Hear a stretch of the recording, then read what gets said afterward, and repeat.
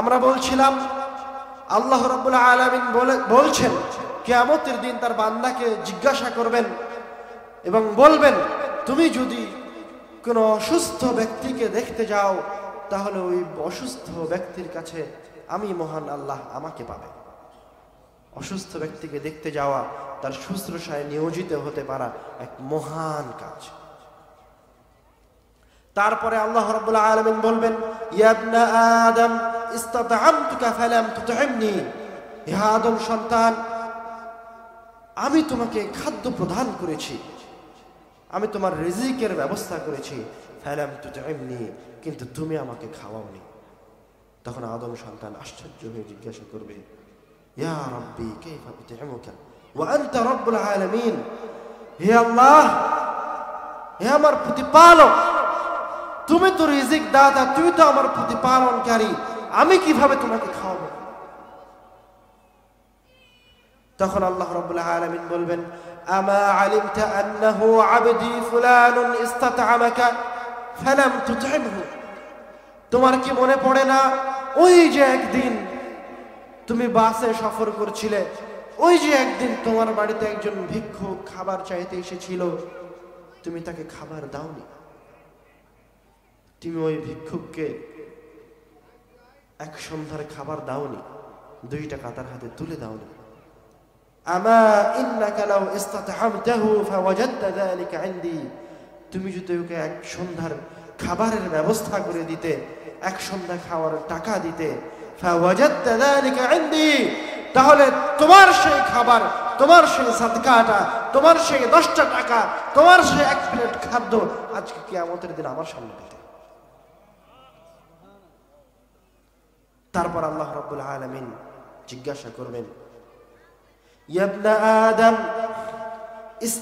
ইস্তাসকাইতুকা ফালাম তুসকিনি, হে আদম সন্তান, আমি তোমাকে পানি পান করিয়েছি,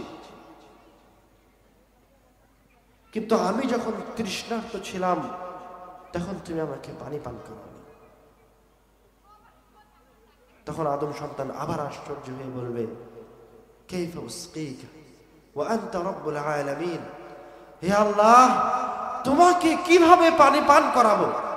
এটা কি সম্ভব? আল্লাহকে পানি পান করানো সম্ভব নয়। তখন আল্লাহ রাব্বুল আলামিন বলবেন, ইন্না আবদি ফুলানান ইস্তাসকাকা ফালাম তুসকিহ, আমা ইন্নাকা লাউ সাকাইতাহু লাওয়াজাদতা যালিকা ইনদি, আমার একজন বান্দা, একজন পিপাসার্ত ব্যক্তি তোমার কাছে পানি চেয়েছিল, তুমি তাকে পানি পান করাওনি।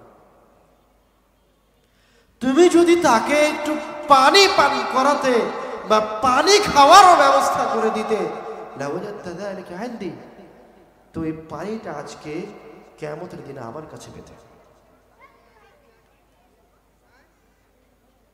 তো আল্লাহ রাব্বুল আলামিন কিয়ামতের দিনে বান্দাকে যে 3টা জিজ্ঞাসা করবে, তার একটা জিজ্ঞাসা, প্রথম জিজ্ঞাসা হচ্ছে, তুমি কেন অসুস্থকে দেখতে যাওনি? দ্বিতীয় জিজ্ঞাসা কি বলতে পারবেন? দ্বিতীয় জিজ্ঞাসা কি? তুমি কেন আমাকে খাওয়াওনি? তৃতীয় জিজ্ঞাসা হচ্ছে, তুমি কেন আমাকে পান করাওনি? এগুলো হচ্ছে দুনিয়াবী জীবনের মহান কাজ, ফজিলতপূর্ণ কাজ। এগুলো যদি কেউ করে তাহলে আল্লাহ রাব্বুল আলামিন এগুলোর বিনিময়, এগুলো ওইভাবে আল্লাহ রাব্বুল আলামিন তার নিকটে সংরক্ষণ করবেন কিয়ামতের দিন তাকে দেওয়ার জন্য। দান সাদকা করলে অর্থ সম্পদ কমে যায় না, দান সাদকা করলে আল্লাহ রাব্বুল আলামিন সম্পদকে বাড়িয়ে দেয়। আল্লাহ রাব্বুল আলামিন কুরআনুল কারীমে বলছেন, ওয়াসারিউ ইলা মাগফিরাতিন মির রাব্বিকুম ওয়া জান্নাতিন আরদুহাস সামাওয়াতু ওয়াল আরদু উইদ্দাত লিল মুত্তাকিন। আল্লাহ রাব্বুল আলামিন বলছেন, এক শ্রেণীর মুত্তাকিদের জন্য, ঈমানদারদের জন্য 7 আসমান ও জমিনের সমান জান্নাত নির্মাণ করে রাখা হয়েছে এক শ্রেণীর মুত্তাকিদের জন্য। এক শ্রেণীর মুত্তাকিদের জন্য আমার ক্ষমা এবং 7 আসমানের সমান ও জমিনের সমান জান্নাত নির্ধারণ করা হয়েছে। কারা তারা? আল্লাহ রাব্বুল আলামিন তার পরের আয়াতে বলছেন, যারা ফিস সাররাই ওয়াদ দাররা الذين ينفقون في السراء والضراء والكاظمين الغيظ والعافين عن الناس। তারা কারা? তারা হচ্ছে الذين ينفقون في السراء والضراء, তাদের জন্য ওই জান্নাত রয়েছে যারা কষ্টের সময়ও দান করে, যখন পকেটে টাকা আছে, অর্থ সম্পদ আছে, তার তখনও দান করে। ওই জান্নাত হচ্ছে তাদের জন্য যারা তাদের রাগকে নিয়ন্ত্রণ করে। ওই জান্নাত হচ্ছে তাদের জন্য যারা মানুষকে ক্ষমা করে দেয়। তো 7 আসমানের সমান ও জমিনের সমান জান্নাত এবং আল্লাহ রাব্বুল আলামিনের ক্ষমা কার জন্য রয়েছে? যারা সদা সর্বদা আল্লাহ রাব্বুল আলামিনের পথে দান সাদকা করে। শুধু দান করে জান্নাত কিনে নেওয়া সম্ভব? আল্লাহ রাব্বুল আলামিন দানের মালিকানা দিয়ে দিচ্ছেন। তুমি টাকা ব্যয় করো, আমি তোমার টাকার ব্যবস্থা করে দেব। রাসূল সাল্লাল্লাহু আলাইহি ওয়াসাল্লাম বলছেন, সাদাকা সম্পদকে কমায় না। কিভাবে? আপনি যখন সাদকা করবেন তখন আল্লাহ রাব্বুল আলামিন আপনি যে টাকাটা দান করেছেন সেটা কোনো না কোনোভাবে আল্লাহ রাব্বুল আলামিন আপনাকে আবার দিয়ে দিবেন। তার একটা ঘটনা রাসূল সাল্লাল্লাহু আলাইহি ওয়াসাল্লাম বলেছেন, যেটা সহিহ মুসলিমে বর্ণনা হয়েছে। রাসূল সাল্লাল্লাহু আলাইহি ওয়াসাল্লাম বলছেন, কানা রাজুলুন ফি ফুলফিলাতিন মিনাল আরদ, একদা একজন ব্যক্তি মরুভূমিতে সফরে বের হয়েছে। ফাসামিআ সাওতান ফি সাহাব আসকি হাদিকাতা ফুলান, ওই মরুভূমিতে সফর করা ব্যক্তি মেঘ থেকে একটা আওয়াজ পেল, ইসকি হাদিকাতা ফুলান, অমুক ব্যক্তির বাগানে পানি প্রদান করো। ফাতানাহা যালিকা সাহাব, তখন মেঘটি একদিকে যেতে থাকলো। যেতে যেতে এক জায়গায় গিয়ে বৃষ্টি বর্ষণ করতে লাগলো। فإذا فيه شرجة من الشراج, এবং সেখানে রয়েছিল একটি পাথুরে ভূমিতে বৃষ্টি বর্ষণ করলো, যেখানে অনেকগুলি নালা রয়েছিল। সেই পানিগুলি একটি নালায় এসে জমা হলো। فَتَتْبَعُ ذَلِكَ الْمَاء, এবং এই পথিক, এই মরুভূমির পথিক এই পানিকে অনুসরণ করে যেতে লাগলো। যেতে যেতে পানি যেই দিকে যায় সে ওই দিকে যায়। যেতে যেতে এক পর্যায়ে গিয়ে দেখে, فَإِذَا رَجُلٌ قَائِمٌ فِي حَدِيقَتِهِ يُحَوِّلُ الْمَاءَ بِمِسْحَاتِهِ, দেখছে যে একজন ব্যক্তি এই পানিকে নালা থেকে তার সেচ যন্ত্রটা দিয়ে পানি উঠিয়ে তার জমিনে প্রদান করছে। এবারকার ওই ব্যক্তি ওই লোককে জিজ্ঞাসা করছে, ইয়া আব্দুল্লাহ মা ইসমাক, হে আল্লাহর বান্দা তোমার নাম কি? তখন ওই লোক উত্তরে বলছে, আনা ফুলান আল ইসমুল্লাযী সামিআহু ফিস সাহাব। তখন ওই লোকটা উত্তরে ওই নামটাই বলল যে নামটা সে কোথায় শুনেছিল? মেঘের মাঝে শুনেছিল, মেঘের আওয়াজে শুনতে পেয়েছিল। এবারকার লোকটা পাল্টা জিজ্ঞাসা করবে, লিমা তাসআলু আন ইসমি, কেন তুমি আমাকে আমার নাম সম্পর্কে জিজ্ঞাসা করছো? তখন এবারকার এই লোক ঘটনা খুলে বলবে যে আমি মরুভূমিতে সফর করছিলাম, একটা মেঘ থেকে আমি আওয়াজ পেলাম যে অমুকের বাগানে পানি বর্ষণ করো। তখন মুষলধারে বৃষ্টি বর্ষণ হলো। বৃষ্টি নালা দিয়ে এই যে তুমি এখন যে পানি তোমার জমিনে দিচ্ছ, এই বৃষ্টি ওই মেঘ থেকে এসেছে। ফামা তাসনাউ ফিহা, তুমি আসলে এমন কি কাজ করো আমাকে বলো তো? তুমি এমন কি কাজ করো যে আল্লাহ রাব্বুল আলামিন তোমার জন্য মেঘ পাঠালো, মেঘ বৃষ্টি বর্ষণ করলো, তারপর সেই মেঘের পানি তোমার কাছে আসলো? তখন ওই ব্যক্তি জবাব দিচ্ছে, আনজুরু ইলা মা ইয়াখরুজু মিনহা, আমি যখন আমার ফসলগুলোকে আহরণ করি, যখন আমি ফল ফলাদি শস্য উঠে নিয়ে আসি, তখন আমি আতাসাদ্দাকু বিথুলুসিহি, আমি তাকে 3 ভাগে ভাগ করে 1 ভাগ আল্লাহর রাস্তায় দান করে দিই। বাস এটাই হচ্ছে ওই কারণ। আপনি কি আমার কথা বুঝতে পারছেন আমি কি বোঝানোর জন্য এই কথা বললাম? সে কিন্তু দান করেছে এক সময়, কিন্তু আল্লাহ রাব্বুল আলামিন তার অর্থ সম্পদ কিন্তু কমে যায়নি। এই যে আপনি টাকা বের করে রাখলেন, এই যে রাখলেন, আপনার পকেট তো খালি হয়ে গেছে। এখন তো পকেট খালি, পকেট খালি নয়, টাকা তো নাই, কমে গেছে টাকা, টাকা তো বস্তু কমে গেছে। কিন্তু আল্লাহ রাব্বুল আলামিন বলছেন, আনফিক উনফিক আলাইকা, তুমি টাকা ব্যয় করো, আমি তোমার টাকার ব্যবস্থা করে দিই। তো আল্লাহ রাব্বুল আলামিন এইভাবে একজন মানুষের টাকার ব্যবস্থা করছে, রিজিকের ব্যবস্থা করছে। এবার কোরআনুল কারীমের একটি ঘটনার দিকে আসি, যেই জায়গায় আল্লাহ রাব্বুল আলামিন একটি পরিবারের অর্থ সম্পদকে ধ্বংস করে দেওয়ার কথা বর্ণনা করেছেন, শুধুমাত্র দান সাদকা থেকে উদাসীনতার কারণে। রাসূল সাল্লাল্লাহু আলাইহি ওয়াসাল্লাম বলছেন, সূরা কালামের 17 থেকে 33 নম্বর আয়াতে সম্পূর্ণ ঘটনা বর্ণনা করা হয়েছে। হাবাসা নামক এক জায়গায় একজন সৎ লোক বসবাস করতেন তার পরিবার নিয়ে। তার একটা বাগান ছিল, যেখান থেকে যখনই তিনি ফল আহরণ করতেন, ওই এলাকার মিসকিনেরা, আশেপাশের মিসকিনেরা, সাইলেরা এসে জমা হতো। তখন তিনি ফল শস্য সংগ্রহ করে তার মাঝে থেকে একটা অংশ মিসকিনদেরকে দিয়ে দিতেন। তো তার সন্তানরা এটার চরম বিরোধিতা করত। তার সন্তানরা এটাকে মনে করত যে অর্ধেক ফলমূল, অর্ধেক রিজিক আপনি দিয়ে দিলেন, অর্ধেক সম্পদ দিয়ে দিলেন, তাহলে তো অর্ধেক সম্পদ কমে গেল। পরে এক সময় যখন ওই লোক মারা গেল, তখন তারা ভাইয়েরা এক জায়গায় সংঘবদ্ধ হয়ে সিদ্ধান্ত গ্রহণ করলো যে আমরা আর আমাদের সম্পদকে, আমাদের ফসলকে দরিদ্র মিসকিনদের মাঝে বিতরণ করব না।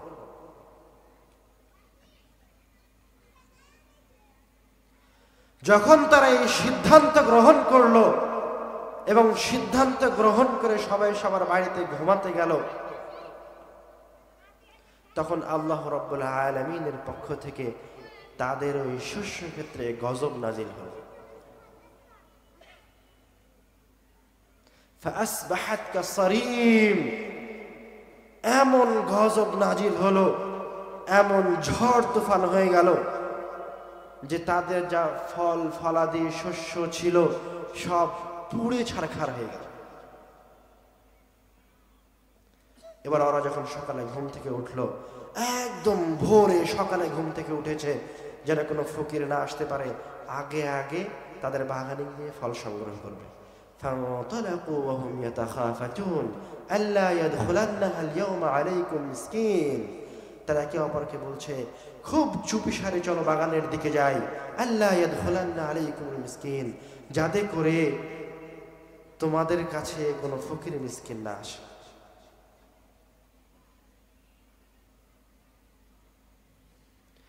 তারপর যখন তারা বাগানে গিয়ে পৌঁছলো, এবার তো বাগান আর নাই, শেষ। তখন ওরা তার পিতার কাজকে, পিতার পদক্ষেপকে, ওই সম্পদকে যে তারা দান করত, কি কারণে তার পিতা দান করত, সম্পদের কি মূল্যায়ন ছিল, সাদাকার কি মূল্যায়ন ছিল, এটা বুঝতে পারছে। তারা বলল, ইন্না কুন্না মিনাদ দাল্লিন, তারা বলল, বাল নাহনু মাহরুমুন, আমরা পথভ্রষ্ট হয়েছি। বাল নাহনু মাহরুমুন, আমরা মাহরুম হয়েছি, আমাদের কাছ থেকে কি করা হয়েছে, রিজিককে উঠিয়ে নেওয়া হয়েছে। কি কারণে উঠিয়ে নেওয়া হয়েছে? ও মানুষের হককে উঠিয়ে নিয়েছে। তাই আপনার সম্পদে, আপনার অর্থে আর একজনের হক রয়েছে, আপনি দান করতে বাধ্য। যদি দান না করেন তাহলে আল্লাহ রাব্বুল আলামিন কোনো না কোনোভাবে আপনার এই সম্পদকে বের করে নেবেন। আর যদি দান করেন তাহলে আল্লাহ রাব্বুল আলামিন কোনো না কোনোভাবে আপনার সম্পদকে পূর্ণ করে দিবে। শুধু পূর্ণ করবে নয়, আল্লাহ রাব্বুল আলামিন আপনার সম্পদকে বাড়াতে থাকবে, বৃদ্ধি করতে থাকবে। আল্লাহ রাব্বুল আলামিন বলছেন, মাসালুল লাযীনা ইউনফিকুনা আমওয়ালাহুম কামাসালি হাববাতিন আম্বাতাত সাবআ সানাবিল ফি কুল্লি সুমবুলাতিন মিআতু হাব্বাহ। যারা দান করে তাদের উদাহরণ হচ্ছে ওই শস্যের মতো। মনে করেন আপনি একটি শস্য দানা দান করেছেন, তো যখন আপনি একটা শস্য দানা দান করেছেন তখন আপনার ইখলাসের উপর নির্ভর করে আল্লাহ রাব্বুল আলামিন আপনার ওই একটা শস্য দানাকে প্রথমে 7টি শস্য দানায় পরিপূর্ণ করেছেন। তারপরে এই 7টি শস্য দানাকে প্রতিপালন করে 7টি শীষ করেছেন, 700টি শস্য দানায় রূপান্তরিত করেছেন। এই কথা আল্লাহ রাব্বুল আলামিন কোরআনুল কারীমে উদাহরণ দিয়ে বোঝাচ্ছেন যে তোমার দানের উদাহরণ হচ্ছে এরকম। তুমি যদি ইখলাসের সাথে 1 টাকা দান করো তাহলে এই টাকাকে আল্লাহ রাব্বুল আলামিন তোমার ইখলাসের উপর নির্ভর করে 7 গুণ বৃদ্ধি করে দিবেন। 7 গুণ থেকে তোমার এই টাকাকে 700 গুণ পর্যন্ত বৃদ্ধি করে দিবেন। আল্লাহ চাইলে তোমার এই সম্পদকে এর চেয়েও বেশি বাড়িয়ে দিতে পারে।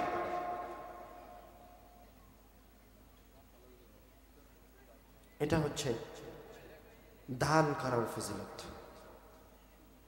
দান করার মাঝে হিকমা, দান করার মাঝে যে আল্লাহ রাব্বুল আলামিন রহস্য লুকিয়ে রেখেছেন, সেই রহস্য। এবার আসি, সাদাকার, দানের কিছু শক্তি আছে। রাসূল সাল্লাল্লাহু আলাইহি ওয়াসাল্লাম বলছেন, আস-সাদাকাতু তারুদ্দুল বালা।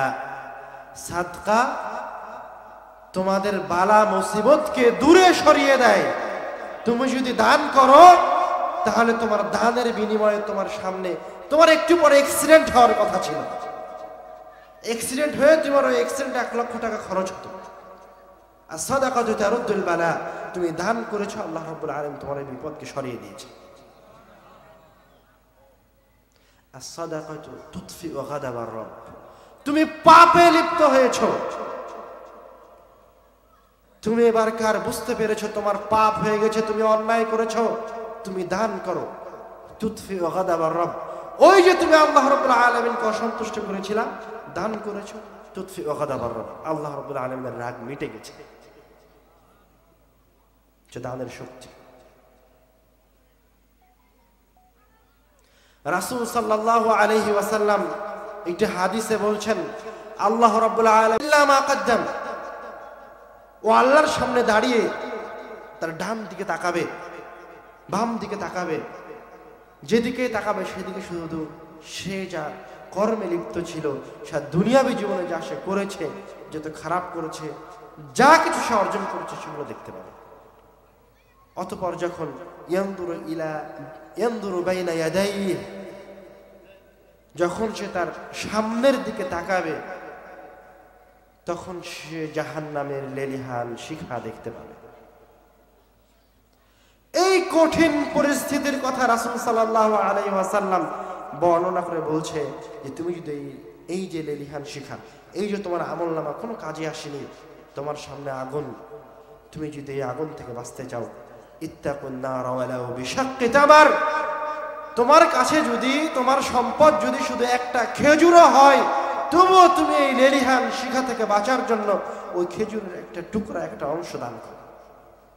আল্লাহ রাব্বুল আলামিন এর বিনিময়ে তোমাকে ওই আগুন থেকে রক্ষা প্রদান করবে। এখনো মনে হয় বুঝতে পারেননি দানের পাওয়ার। রাসূল সাল্লাল্লাহু আলাইহি ওয়াসাল্লাম একটা উদাহরণ দিয়ে বুঝিয়ে দিয়েছেন, as-সাদাকাতু তুতফিউল খাতিআতা কামা ইউতফিউল মাউন নার। এগুলি হচ্ছে আপনার ভুল ভ্রান্তি, আর এগুলি হচ্ছে আপনার সম্পদ। তো রাসূল সাল্লাল্লাহু আলাইহি ওয়াসাল্লাম বলছেন, as-সাদাকাতু তুতফিউল খাতিআ কামা ইউতফিউল মাউন নার। তোমার অর্থ সম্পদ যখন তুমি দান করবে তখন তোমার ভুল ভ্রান্তি, তোমার পাপ, তোমার জন্য যে জাহান্নামের আগুন রাখা হয়েছে, তোমার জন্য যে শাস্তি রাখা হয়েছে, তুমি যখন দান করছো তখন এটা এমন ভাবে মিটে যাবে যেমন ভাবে আগুনের উপর পানি ঢাললে আগুন নিভে যায়। কথা কি বুঝতে পেরেছেন? এ কথা রাসূল সাল্লাল্লাহু আলাইহি ওয়াসাল্লাম বলেছেন। তুমি যদি বাঁচতে চাও, তুমি যদি মনে করো আমার বাঁচার প্রয়োজন রয়েছে, তাহলে দান করো। আল্লাহ রাব্বুল আলামিন কিন্তু দেখেন, এত ফজিলত থাকার পরেও, এত শক্তি থাকার পরেও, এই কথা কিন্তু আমি আপনি শুনলাম, কিন্তু এখনই পকেট থেকে টাকা বের করতে যান, বের করতে পারবেন না।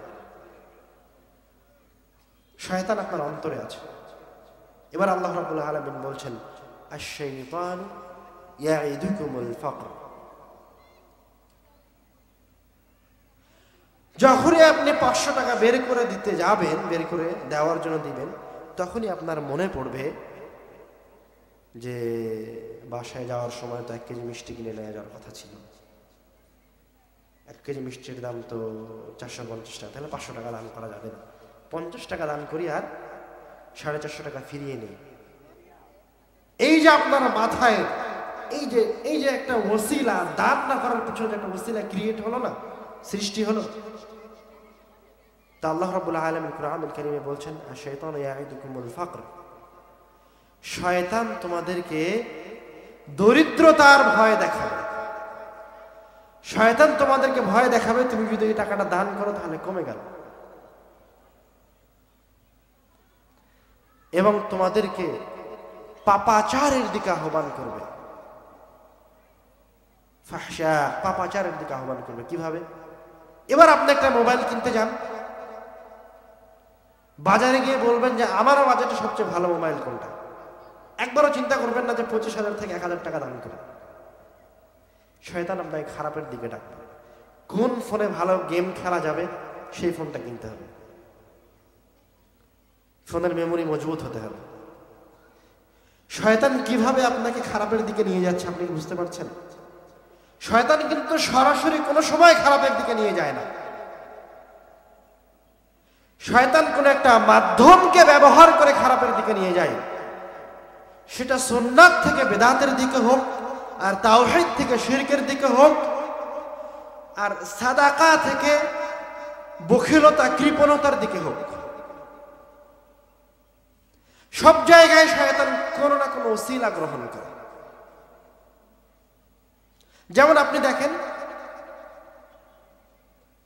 রাসূল সাল্লাল্লাহু আলাইহি ওয়াসাল্লাম সবচেয়ে, আল্লাহ রাব্বুল আলামিনের সবচেয়ে নিকটে যাওয়ার মাধ্যম যেটা করে দিয়েছেন সেটা হচ্ছে সালাত। সালাত হচ্ছে সবচেয়ে শ্রেষ্ঠ দোয়া। সিজদায় যখন যায় তখন মানুষ সব আল্লাহ রাব্বুল আলামিনের সবচেয়ে নিকটে থাকে। তো মানুষ সালাতকে আর দোয়া মনে করে না, সালাত শেষে যে দোয়া করা হয় ওটাকে দোয়া মনে করে। বিকৃত করে দিয়েছে শয়তান। আপনাকে ইবাদতেই রেখেছে, শয়তান কিন্তু আপনাকে ইবাদত থেকে বের করেনি, বাস আপনার ইবাদতকে স্থানান্তরিত করে দিয়েছে, বিকৃত করে দিয়েছে। রাসূল সাল্লাল্লাহু আলাইহি ওয়াসাল্লাম যখন প্রচন্ড অসুস্থ, যখন কথাও বলতে পারেন না, হাতও নড়াতে পারেন না, তখন আয়েশা রাদিয়াল্লাহু তাআলা আনহা সূরা নাস ফালাক তেলাওয়াত করে আরোগ্য কামনা করছে। তো কোরআন তেলাওয়াত ছিল মহরার আগ পর্যন্ত, কিন্তু শয়তান আপনার ওই কোরআন তেলাওয়াতের ইবাদতকে তো রেখেছে, কিন্তু মরার আগে রাখেনি। যখন ও মরে গেছে তখন আপনি কোরআনুল কারীম খুলে বসেছেন, তার পাশে 50 জন কোরআন মাজিদ খুলে বসেছে। ও মারা যাওয়ার 40 দিন পরে 40 জন ব্যক্তি এসে 30 জন ব্যক্তি এসে 30 পারা কোরআনুল কারীম পড়ে খতম করছে। যখন ওই ইবাদত তো তার কোনো কাজে আসবে না, বরং ও জাহান্নাম থেকে যদি 2 কদম দূরে থাকে তার 3 কদম আগায় দিল। বুঝতে পারেননি? ওকে আল্লাহ বাঁচায়, ও বলছে তুই আরেকটু বাকি আছে, ঢুকেই যা জাহান্নামে। কিন্তু কিসের মাধ্যমে ঢুকছে জাহান্নামে? ইবাদতের মাধ্যমে জাহান্নামে ঢুকছে। শয়তান আপনাকে ইবাদতের মাধ্যমে জাহান্নামে নিয়ে যাবে। শয়তান আপনাকে ইবাদতের মাধ্যম দিয়ে ইবাদতকে বিকৃত করে দিয়ে রাসূল সাল্লাল্লাহু আলাইহি ওয়াসাল্লামকে অপমান করা, শিরকের মাঝে নিয়ে যাবে। আল্লাহ বলছে তুমি আমাকে ডাকো, আমি তোমার ডাকে সাড়া দান করব। তুমি আমার সাথে কাউকে শিরিক করিও না। এখন যদি শয়তান এসে আপনাকে বলে যে আয় শিরিক কর, তা আপনি কি শিরিক করবেন? এসে যদি বলে ওই দেখ ওই লোকটা দেখছিস ওর অনেক কারামাত আছে, ওই যে ওই ব্যক্তিটাকে দেখা যাচ্ছে, ওই মূর্তিটাকে দেখা যাচ্ছে, ওই রিজিক দিতে পারে, ওই প্রতিপালন করতে পারে, ওই মূলত এই পৃথিবীর পরিচালক, ওই আল্লাহ, তুই ওকে আল্লাহ বলে স্বীকার কর। আপনি কি স্বীকার করবেন কোনোদিন? মরে গেলেও স্বীকার করবেন না যে একটা মূর্তি আল্লাহ হতে পারে। যদি আপনার বুকে চাকু মেরে দেওয়া হয়, আপনাকে টুকরা টুকরা করে কাটা হয়, তবুও আপনি কোনোভাবে স্বীকার করবেন না যে ওইটা আপনার আল্লাহ। এই জন্য শয়তান আপনাকে সরাসরি ওই জায়গায় নিয়ে যাবে না। শয়তান এবারকার শিরকের পথ তৈরি করবে কিভাবে আপনি ওই জায়গায় যাবেন। এবার শয়তান এসে বলবে তুমি তো জিনায় লিপ্ত হয়েছিলে, অনেক বড় পাপ করেছো, জেনা তো অনেক বড় পাপ, তুমি কিভাবে আল্লাহর কাছে যাবা? কিভাবে আল্লাহকে গিয়ে বলবা আল্লাহ আমি জেনা করেছি? কিভাবে আল্লাহকে গিয়ে বলবা আল্লাহ আমি ঘুষ খেয়েছি? কিভাবে আল্লাহকে গিয়ে বলবা আল্লাহ আমি টাকা চুরি করেছি? কিভাবে আল্লাহকে গিয়ে বলবা আল্লাহ উমুকের হক হরণ করেছি, উমুকের মেয়েকে নিয়ে পালিয়ে গেছি? এই যে তুমি আল্লাহকে বলতে পারবা না, শরীর অনেক বড় অপরাধ। আসো আসো, ওই জায়গায় অনেক বড় একজন বাবা রয়েছে, ও আল্লাহর অনেক বড় ওলি ছিল, ও যার জন্য যে দোয়া করতো আল্লাহ ওই দোয়া কবুল করে নিত। যখন এই বাবা তোমার জন্য দোয়া করবে, তোমার ওসিলা হবে, আল্লাহ তোমার সব ক্ষমা করে দেবে। বুঝতে পারছেন কি? এবার আপনি বলবেন না আসলেই তো আমার তো পাপ অনেক খারাপ, অনেক নিকৃষ্ট কাজ করেছে, চলো চলো চলো ওই বাবার কাছে যাই, ওই মাজারেই যাই। বুঝতে পারেননি আমার কথা? শয়তান আপনাকে ইবাদতে রেখেছে, ওয়াহদানিয়াতেই রেখেছে, এক আল্লাহর ইবাদত করার জন্য নিয়ে যাচ্ছে, কিন্তু আপনাকে শিরকে ঢুকিয়ে দিয়েছে আর একটা ওসিলার মাধ্যমে। কেননা সরাসরি তো শয়তান আপনাকে আরেকজনের ইবাদতে নিয়ে যেতে পারবে না, সম্ভব নয়। আপনি তো জানেন আল্লাহ এক, অদ্বিতীয়, আল্লাহর কোনো শরীক নাই, তো আপনাকে কিভাবে শয়তান শিরকের মাঝে নিয়ে যাবে? শয়তান আপনার ইবাদতকে বিকৃত করে দিবে, আপনার অন্তরের বিশ্বাসকে বিকৃত করে দিবে। আপনি যেটা মনে প্রাণে বিশ্বাস করতেন সেটাকে বিকৃত করে দিবে। আমরা কথা বলছিলাম দান নিয়ে, তো শয়তান দরিদ্রতার ভয় দেখাবে যখন আপনি দান করতে আসবেন। আর আল্লাহ রাব্বুল আলামিন শয়তানের বিপরীতে, আপনার পাপের বিপরীতে আল্লাহ রাব্বুল আলামিন ক্ষমার ওয়াদা করেছেন। তুমি যতবার ক্ষমা করো আমি ক্ষমা করে দেব। আল্লাহ ক্ষমার ওয়াদা করেছেন, আল্লাহ ফদলের ওয়াদা করেছেন। তুমি যত টাকায় দান করো না কেন আমি সেটা পূরণ করে দেব। আমি আপনি দানের মর্মার্থ বুঝি না। সব সময় আমি আলোচনার শুরুতেই বলেছি আমরা বস্তুবাদী।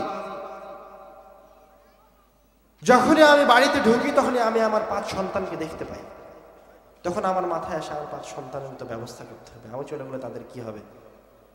তখন আমি একটা বাড়ি নির্মাণের চিন্তা ভাবনা করি, যেটা আমার 10 রুম বিশিষ্ট একটা বাড়ি লাগবে, 5 তলা বাড়ির প্রয়োজন। যখনই আমি আমার স্ত্রীর দিকে তাকাই তখন হচ্ছে এর জন্য কিছু গয়নাগাটি কেনা দরকার, গয়নাগাটিগুলি পুরাতন হয়ে গেছে। ওই যে আপনি সামনে দেখতে পাচ্ছেন এই যে বস্তু, যখন আপনি টাকা দিয়ে বাড়ি বানাচ্ছেন ওই বাড়িটা আপনার সামনে, আপনি দেখতে পাচ্ছেন যে আমার টাকা যারা ইনভেস্ট করা আছে, আমার সন্তানের ভবিষ্যৎ কি। আপনি লাইফ ইন্স্যুরেন্স করছেন আপনার সন্তানদের জন্য। আপনি মরে গেলে যেন আপনার সন্তান কি স্বাচ্ছন্দ্যে জীবনযাপন করতে পারে। আপনার ওয়াইফের পিছনে ব্যয় করছেন যেন আপনার ওয়াইফ খুশি থাকে। আর আপনি পরকালের কথা ভুলে গেছেন, মাথা থেকে চলে গেছেন, আপনি বস্তুবাদী হয়ে গেছেন। আপনার এই জীবন যে ক্ষণস্থায়ী এটা আপনার মাথা থেকে শয়তান বারবার বের করে দেয়। আপনাকে স্মরণ করতে হবে যে আপনার আসল বাড়িটা কোথায়, মৃত্যুর পরে। আপনার এই স্থায়ী জীবন হচ্ছে মৃত্যুর পরে। আপনি যে সন্তানের জন্য ব্যয় করছেন, যে স্ত্রীর জন্য ব্যয় করছেন, যে বিল্ডিং নির্মাণ করছেন, এগুলো একটাও কাজে আসবে না। রাসূল সাল্লাল্লাহু আলাইহি ওয়াসাল্লাম বলছেন যে তুমি যা দান করেছো সেটা হচ্ছে তোমার সম্পদ, আর যেটা রয়ে গেছে এই দুনিয়াতে সেটা তোমার সম্পদ নয়। এই যে আপনি আপনার সন্তান সন্ততির জন্য এত কিছু করলেন, এই যে দুনিয়াতে আপনি এত কিছু করছেন, আপনার অন্তর থেকে, আপনার মাথা থেকে পরকালের চিন্তা সম্পূর্ণ চলে গেছে। দেখেন পরকাল কত ভয়াবহ। আপনার সন্তান, আপনার স্ত্রী আপনার সাথে কি করবে, আপনি তাদের সাথে কি করবেন কিয়ামতের দিন। আল্লাহ রাব্বুল আলামিন বলছেন কিয়ামতের দিনের অবস্থা বর্ণনা করছেন কোরআনুল কারীমে, ইয়াউমা ইয়াফিরুল মারউ মিন আখিহি, ভাই ভাইকে দেখে পালিয়ে যাবে, ওয়া উম্মিহি ওয়া আবিহি, সন্তান পিতামাতাকে রেখে ছুটে পালাবে কিয়ামতের মাঠে, ওর কাছেই যাবে না। যদি একটু নেকি চাই, তোমার নেকি থেকে একটু ভাগ দাও, হাজার মাইল দূরে ছুটে পালাবে। ওয়া সাহিবাতিহি ওয়া বানিহি, এবং আপনি আপনার কলিজার টুকরার জন্য যে 10 তলা বিল্ডিং নির্মাণ করেছেন, আপনার বউয়ের জন্য যে গয়নাগাটি করেছেন, আপনার সেই কলিজার টুকরা সন্তান আর আপনার প্রিয় স্ত্রীকে রেখে আপনিও পালিয়ে যাবেন। এটা হচ্ছে কিয়ামতের দিনের ভয়াবহ চিত্র। কেউ কারো কাজে আসবে না।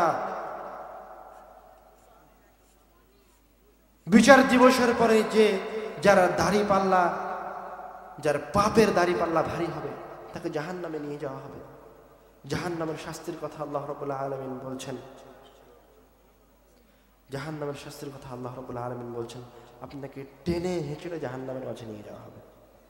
তখন আপনার থাকার জায়গা হবে জাহান্নাম। আর রাসূল সাল্লাল্লাহু আলাইহি ওয়াসাল্লাম ওই যে বলেছিল, ইত্তাকুন নার ওয়ালাউ বিশাক্কি তামার, তুমি এই আগুন থেকে একটা খেজুর দান করে হলেও বাঁচার চেষ্টা করো। আস-সাদাকাতু ইউতফিউল খাতিআতা কামা ইউতফিউল মাউন নার, তোমার যে আগুন, যে আগুনে তোমাকে টেনে ছিঁচড়ে ঢোকানো হচ্ছে, এই আগুনটা থাকতো না, নিভিয়ে দেওয়া হতো যদি তুমি দান করতে। আর যে সমস্ত মুমিনেরা জান্নাতে চলে যাবে, ওরা এবার জান্নাতে গিয়ে বলবে, যারা জাহান্নামের আগুনে পুড়ছে, যে সমস্ত মুমিনেরা, যে সমস্ত মুসলমানেরা জাহান্নামের আগুনে থাকবে, ওদেরকেও জিজ্ঞাসা করবে, মা সালাকাকুম ফি সাকার, তোমরা জাহান্নামের আগুনের মাঝে কেন? আমরা তো জান্নাতে, তোমরা জান্নাতে ঢুকতে পারোনি কেন? ক্বালু লাম নাকু মিনাল মুসাল্লিন ওয়া লাম নাকু নুতঈমুল মিসকিন। উত্তর দেখেছেন, মুমিনেরা জাহান্নামীদেরকে এসে জিজ্ঞাসা করবে, তোমরা জাহান্নামের আগুনে জ্বলতেছো কেন, এই শাস্তি কেন? তখন ওরা উত্তরে, ওরা এখন বুঝতে পারবে ওর সম্পদের মর্যাদা, দুনিয়াবী জীবনের সম্পদের মর্যাদা এবার বুঝতে পারবে। লাম নাকু মিনাল মুসাল্লিন ওয়া লাম নাকু নুতঈমুল মিসকিন, কেননা আমরা যখন দুনিয়াবী জীবনে ছিলাম, তখন আমরা আল্লাহ রাব্বুল আলামিনের রাস্তায় দান সাদকা করিনি, আমরা মুসাল্লিদের সাথে সালাত আদায় করিনি। এই জন্য আজকে আমাদের স্থান কোথায়? জাহান্নামে। এটা হচ্ছে দান সাদকার ফজিলত, দান সাদকার পাওয়ার। আল্লাহ রাব্বুল আলামিন দান সাদকাকে অনন্য ক্ষমতা দিয়ে রেখেছেন। এখন দান সাদকা আপনি আপনার সন্তানের জন্য যেটা করবেন, লাইফ ইন্স্যুরেন্সের আগে, 10 তলা বিল্ডিং এর আগে, আপনার স্ত্রীর জন্য গহনা গাটির আগে, তাকে সন্তুষ্ট করার আগে যেটা করবেন, সেটা হচ্ছে আপনি যে 50 টাকা 10 টাকা দান করেন, তার একটা টাকা আপনার সন্তানের হাতে তুলে দেবেন, দিয়ে বলবেন যে এই টাকাটা দান করো, দানের প্রতি অভ্যস্ত করবেন। আপনি যখন মারা যাবেন, তখন আপনার 3টা আমল জারি থাকবে, বাকি সব আমল বন্ধ হয়ে যাবে। তার প্রথম আমল, মৃত্যুর পরে যে আমলের নেকি আপনার কবরে পৌঁছাবে, তার একটা হচ্ছে সাদকায়ে জারিয়া। 3টা আমল মৃত্যুর পরে আপনার কবরে পৌঁছাবে, বাকি সব বন্ধ হয়ে যাবে। প্রথমটা হচ্ছে সাদকায়ে জারিয়া, দ্বিতীয়টা হচ্ছে ইলমুন নাফি', উপকারী, আর তৃতীয়টা হচ্ছে ওয়ালাদুন সালেহ, আপনার সৎ সন্তান, যাকে আপনি দান করা শিখিয়েছেন। আপনি যখন মারা যাবেন, তখন যেন আপনার এই সন্তানটা আপনার জন্য দান করে। রাসূল সাল্লাল্লাহু আলাইহি ওয়াসাল্লাম বলেছেন যে যখন দান করা হয়, আর জমিনের উপরে দান করা হচ্ছে, তুমি জমিনের উপর দান করছো, আর আল্লাহ রাব্বুল আলামিন কবরে ওর আযাবকে মাফ করে দিয়েছে, এ কথা রাসূল বলেছেন। আপনার বাপের জন্য যদি আপনি দান করেন, তাহলে আল্লাহ রাব্বুল আলামিন তার কবরের আযাবকে মাফ করে দিবেন। আল্লাহ রাব্বুল আলামিন আমাদেরকে, এই উম্মতকে আমাদের মুসলিম ভাই ও বোনকে এই দানের ফজিলতকে উপলব্ধি করার তৌফিক দান করুন। আমরা যেন শয়তানের ওয়াসওয়াসা থেকে বের হয়ে এসে, শয়তানের কুমন্ত্রণা থেকে বের হয়ে এসে দানের দিকে এগিয়ে আসতে পারি, সেই চিন্তা ভাবনা, সেই চেষ্টা আমাদের মাথায় থাকতে হবে। আমরা যেন রাসূল সাল্লাল্লাহু আলাইহি ওয়াসাল্লাম যেভাবে জান্নাতের পথকে আমাদের জন্য সুগম করে দিয়েছেন সেভাবে আমল করতে পারি, সদা সর্বদা সেই দিকে আমাদেরকে সতর্ক দৃষ্টি রাখতে হবে। আল্লাহ রাব্বুল আলামিন কোরআনুল কারীমের মাধ্যমে জান্নাতে যাওয়া সহজ করে দিয়েছেন, আর দানের মাধ্যমে জান্নাতকে কিনে নেওয়ার উপায় বলে দিয়েছেন। দানের মাধ্যমে কবরের আযাবকে মাফ করে দেওয়ার উপায় বলে দিয়েছেন। দানের মাধ্যমে আপনার পাপকে মিটিয়ে দেওয়ার উপায় বের করে দিয়েছেন। এগুলি হচ্ছে মহান রব্বুল আলামিনের পক্ষ থেকে আমার আপনার জন্য দয়া, মহানুভবতা, করুণা। আমরা কোরআনুল কারীম নিয়ে দু একটা কথা বলেছিলাম, এই জন্য কোরআনুল কারীম সম্পর্কে আপনাদেরকে কোরআনুল কারীমের দু একটা ফজিলতের হাদিসও আমার আলোচনার শেষে শুনিয়ে দিচ্ছি। তার মাঝে একটা হাদিস হচ্ছে, রাসূল সাল্লাল্লাহু আলাইহি ওয়াসাল্লাম বলছেন, একজন সাহাবী এসে তাকে জিজ্ঞাসা করলো, ইয়া রাসূলুল্লাহ ইন্নী উহিব্বু হাযিহি সূরা কুল হুয়াল্লাহু আহাদ। হে আল্লাহর রাসূল, আমি কুল হুয়াল্লাহু আহাদ এই সূরাটাকে ভালোবাসি। তখন রাসূল সাল্লাল্লাহু আলাইহি ওয়াসাল্লাম বলছেন, ইন্না হুব্বাকা ইয়াহা আদখালাকাল জান্নাহ। এই সূরার প্রতি ভালোবাসা তোমাকে জান্নাতে নিয়ে চলে যাবে। এর নাম হচ্ছে সূরা ইখলাসের ফজিলত। কেন বলছি? আমরা শুরুতে বলেছি আল্লাহ রাব্বুল আলামিন কোরআনের মাধ্যমেও জান্নাতে যাওয়াকে সহজ করে দিয়েছেন, আর দানের মাধ্যমে জান্নাত কিনে নেওয়ার ব্যবস্থা করে দিয়েছেন, দ্রুত আপনার আযাবকে মাফ করে দেওয়ার ব্যবস্থা করে দিয়েছেন। আরেক হাদিসে এসেছে, রাসূল সাল্লাল্লাহু আলাইহি ওয়াসাল্লাম বলেছেন, মান ক্বারা সূরাতাল কাহফি ফি ইয়াউমিল জুমআহ আদাআ লাহু নূরুন মা বাইনাল জুমআতাইন। কোন ব্যক্তি যদি জুমার দিনে সূরা কাহফ তেলাওয়াত করে, তাহলে এক জুমা থেকে আরেক জুমা পর্যন্ত তার নূর উজ্জ্বল অবস্থায় থাকবে। রাসূল সাল্লাল্লাহু আলাইহি ওয়াসাল্লাম বলেছেন, মান হাফিযা 10 আয়াতিন মিন আউয়ালি সূরাতিল কাহফ উসিমা মিনাদ দাজ্জাল। কেউ যদি সূরা কাহফের প্রথম 10 আয়াত মুখস্থ করতে পারে, আল্লাহ রাব্বুল আলামিন তাকে দাজ্জালের ফিতনা থেকে পরিত্রাণ দান করবেন। রাসূল সাল্লাল্লাহু আলাইহি ওয়াসাল্লাম আরেক হাদিসে বলেছেন, মান ক্বারা আয়াতাল কুরসিয়্যি দুবুরা কুল্লি সালাতিন মাকতুবাহ লাম ইয়ামনাহু মিন দুখুলিল জান্নাতি ইল্লা আল মাউত।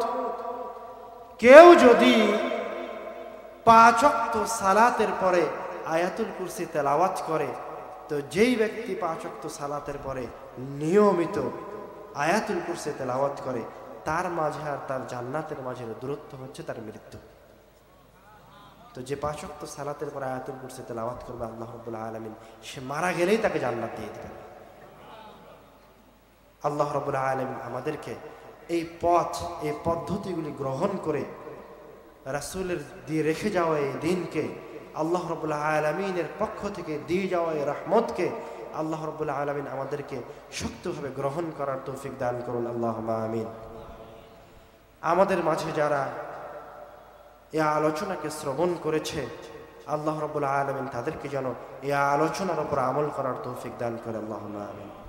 আমাদের মাঝে যারা অসুস্থ রয়েছে, আল্লাহ রাব্বুল আলামিন তাদেরকে যেন আরোগ্য দান করে, এবং যারা মৃত্যুবরণ করেছে তাদের কবরের আযাবকে মাফ করে দেয়, আল্লাহুম্মা আমিন। ওয়া আখিরু দাওয়ানা আলহামদুলিল্লাহি রাব্বিল আলামিন।